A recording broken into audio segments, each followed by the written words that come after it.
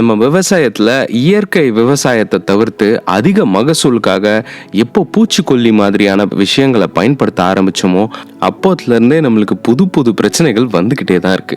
இந்த மாதிரி பூச்சிக்கொல்லி பயன்பாடு எவ்வளோ அளவுக்கு இருக்கு அப்படின்றத கணக்கிடுறதுக்காக அமெரிக்கால இருக்கிற என்விரான்மெண்டல் ஒர்க்கிங் குரூப் அப்படின்ற ஒரு நான் ப்ராஃபிட் ஆர்கனைசேஷன் 1995 இருந்து டர்ட்டி டசன் அப்படின்னு சொல்லி பழங்களையும் காய்கறிகளையும் வகைப்படுத்தி வருஷம் அறிக்கை ஒன்று வெளியிடுறாங்க.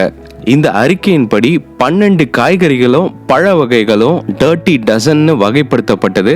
முதலாவதா ஸ்ட்ராபெரி ஆரம்பிச்சு கீரை வகைகள், கேல், பீச்சஸ், பேரிக்கா, ஆப்பிள், கிரேப்ஸ், இந்த கொடமிளகா, செரி வகைகள், ப்ளூபெரி, அப்புறம் பீன்ஸ். இப்படி இந்த காய்கறி பழங்கள் எல்லாம் அதிகப்படியான பூச்சிக்கொல்லி மருந்துகள் தெளிக்கப்படுறதா இந்த நிறுவனம் வெளியிட்டிருக்காங்க இந்த அறிக்கையை. இந்த டர்ட்டி டசன்ல அதிகப்படியான புழக்கத்துல இருக்கிற பழங்கள்னு பார்த்தோம்னா ஆப்பிள், ப்ளூபெரி, ஸ்ட்ராபெரி, கீரை வகைகள் இதெல்லாம் இந்தியாவில் அதிகப்படியாக பயன்படுத்தப்படுது.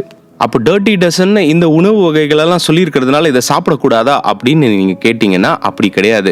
இந்த மாதிரியான பழங்களையோ காய்கறிகளையோ சாப்பிடும் போது நம்ம கொஞ்சம் மேலும் கவனமாக இருந்து இந்த காய்கறிகளையோ பழ வகைகளையோ எப்படி சுத்தம் பண்ணி சாப்பிட்றோம் அப்படின்றதுல இன்னும் கொஞ்சம் கவனமாக இருக்கணும். அந்த வகையில் அதிகமான பூச்சிக்கொல்லி கலந்துருக்கிற காய்கறிகளை, அதுவும் நம்ம ஆப்பிள் மாதிரியான பழங்கள்லாம் பூச்சிக்கொல்லி மட்டும் இல்லாமல் பலன் தெரியறதுக்காக நல்ல மெழுகுலாம் தடவுறாங்க அப்படின்னு பல விஷயங்கள் கேள்விப்படுறோம். இதே மாதிரி ப்ளூபெரியில இருக்கிற போஷாக்குக்காகவும் அதுல இருக்கிற வைட்டமின்களுக்காகவும் அதிகப்படியா இறக்குமதி செய்யப்படுது.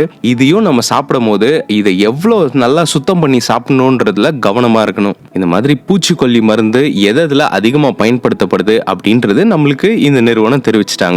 அதை எப்படி சுத்தம் பண்ணி சாப்பிடணும் அப்படின்னு மட்டும் நம்ம கவனம் செலுத்தினா போதுமானது. எக்ஸ்பர்ட்ஸ் என்ன சொல்றாங்கன்னா, எந்த ஒரு பழத்தையுமே பேக்கிங் சோடா, அதாவது நம்ம சோடா உப்புன்னு சொல்லுவோம்ல, அதை ஒரு ஸ்பூன் தண்ணியில போட்டு அந்த தண்ணியில நம்ம காய்கறியோ பழத்தையோ இந்த பேக்கிங் சோடா போட்ட தண்ணியில நம்ம கழுவி எடுக்கும் போது பூச்சிக்கொல்லினால வரக்கூடிய பிரச்சனைகள் தவிர்க்கப்படுறதா சொல்றாங்க.